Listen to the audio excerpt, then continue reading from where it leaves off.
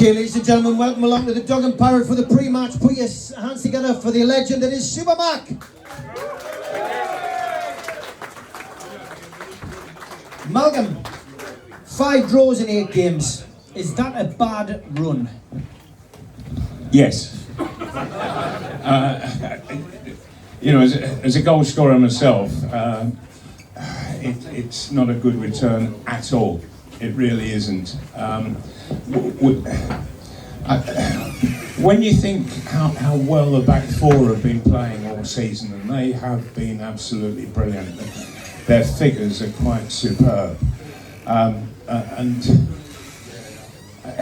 what they're wanting is just to have the pressure taken off them a little bit, and the forward line really get working. But of course, Wilson, he's so irregular.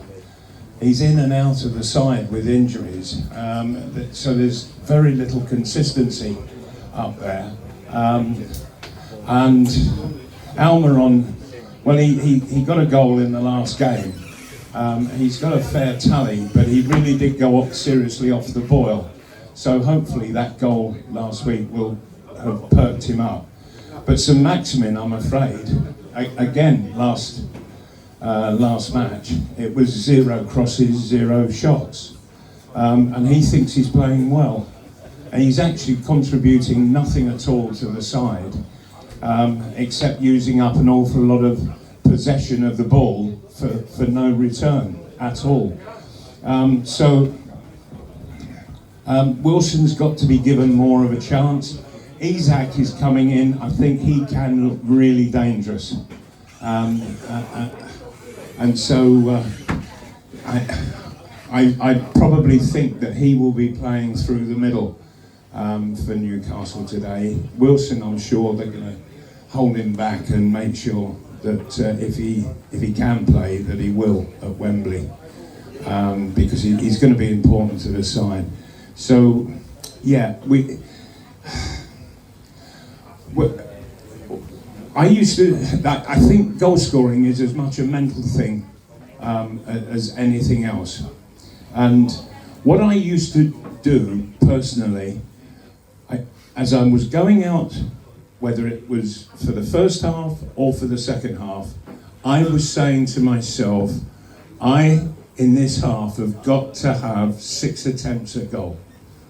You know, half chances, quarter chances, eighth chances, but I had to have efforts at goal. They might be saved, they might be blocked, but in my head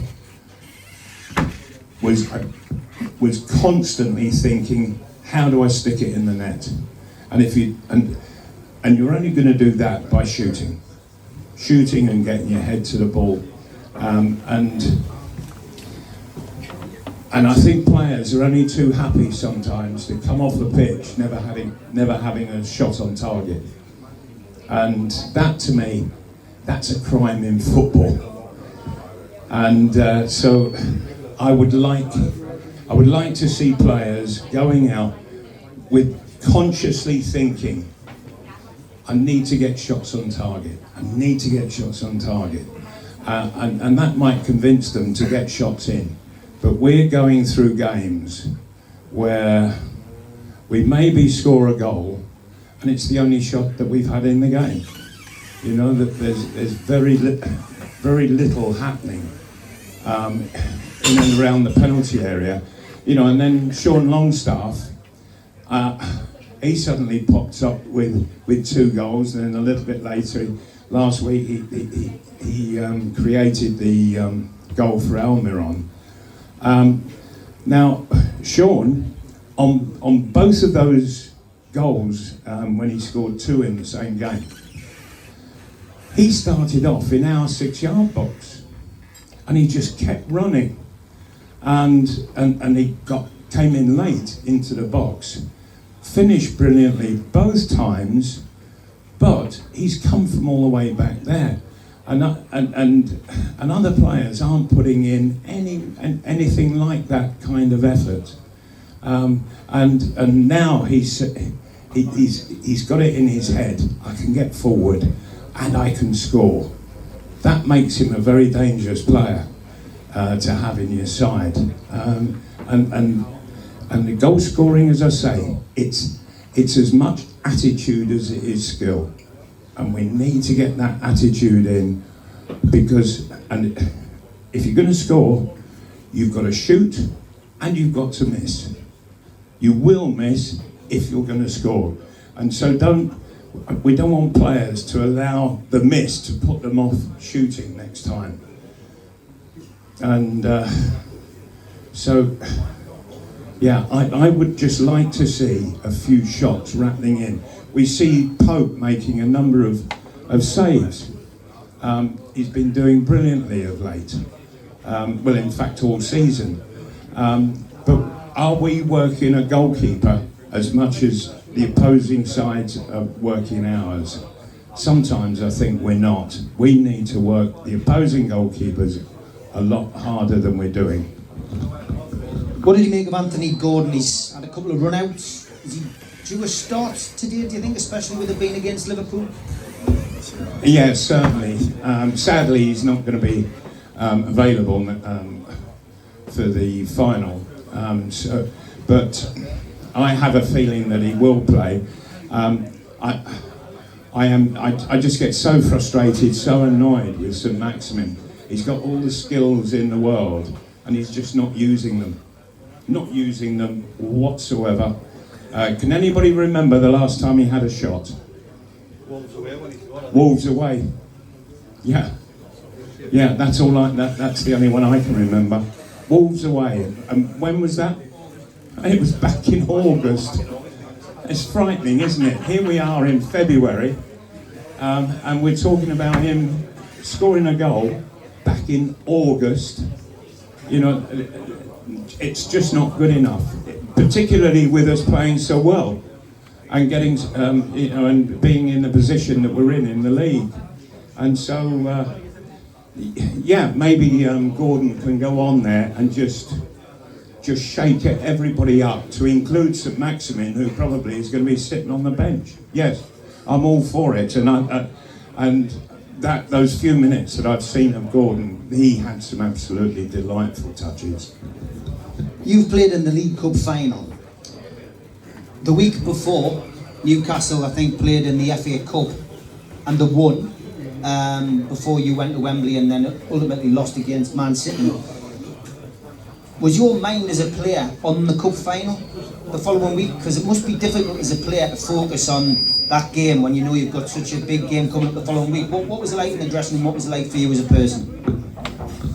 Well, first of all, what I would say is that if you go out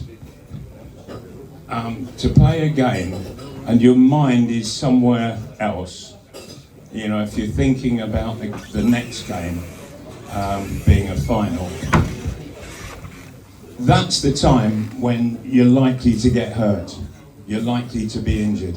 You've got to have your concentration right there and then, and concentrating for the 90 minutes on that game, and making. And I always thought that I'll do a lot better in a final if I'm scoring goals right up to that final. And so that was my attitude, and I would try and put it over to others in the dressing room, that the better you do your job in this game today against Liverpool, the better you're going to be playing against Man United, the more confidence you're going to go out on the pitch with. So yeah, I think it's really important that we beat Liverpool today. I really do. I think it's an absolute must. I watched Man United playing against Barcelona. I presume that a number of you would have seen that game, yes, through midweek. Man United, for a couple of minutes, they can be brilliant. But then they go off the boil, and they're not going to be brilliant for another 10 or 12, 15 minutes. Barcelona just kept taking the game to Man United, and they were causing danger in the Man United box. That's what we have to do. it's no use sitting back relying on the back four, because Man United, then they will get the upper hand and take control too much of the game. What we've got to do is push them the other way, and we've got to make them falter, and we can't do that sitting back. Okay, looking to today's game, Eddie Howe was asked yesterday how much the result at Anfield would motivate him and his team today. He squashed that pretty quickly and said, you know, that's not my motivation at all, you know, for this game at all. But will the players be thinking about getting revenge, do you think, for that defeat at Anfield? Because it was unfair. Newcastle should have come away with 3 points, I think. I was down there. Even a point at the very least, but they were robbed by the technology. Yeah, they certainly were. I think I've mentioned it before here, but the reason that they actually gave, after the game, the reason they gave, this is the VAR people, the reason they gave for stopping that goal, for disallowing it, wasn't for Isak being offside. It was for his shadow being offside. The picture didn't show whether he was off or on. Well, if that's the case, then they should say he's onside. But they went on his shadow. He's 6 foot bloody 4, for heaven's sake. His shadow's going to be a lot longer than any of us stood around here, isn't it? For heaven's sake. And so he could be 5 yards onside and the shadow's offside. You know, come on. That was utter nonsense. And if VAR, I don't know whether it's a good thing or a bad thing. All I know is that it's a bunch of pricks who are operating it. Yeah, it's worth a round of applause, that. Okay, Malcolm, we do a podcast, NUFC Matters. I know what your prediction is for this game. Do you want to tell the good people of the Dog and Parrot? Prediction. Oh, my prediction. My prediction today, I want us to go out and really murder them. I really do. I don't think that's quite going to happen. They had a good result in the week, but they've had some real shit results in Liverpool. And so I'm going to take Newcastle to win a fairly tight game, 1-0. And that was my prediction as well. Cup final, because we won't see these good people until we get back from Wembley, so prediction for the cup final. Right, well, obviously we're going to rely an awful lot on Nick Pope, an awful lot on the back four, but we have to get at Man United. If we do that, then I think the back line is going to hold out. I'm not overly impressed with the Man United forward line at all. I don't think they're hugely creative. Rashford is having a fair old time just at the moment, but he's not been playing against our back four. So I'm going to say that Man United, they're not going to be able to score against Newcastle, and so I'm going to take us to win another 1-0 victory. Great stuff. Malcolm will be in after the game, so if you pop in after the game, come in about 8:30 and Malcolm and I will be back on. Don't forget, this is the man who scored on his home debut a hat-trick against Liverpool. There's a good omen. Put your hands together for Supermac, Malcolm MacDonald.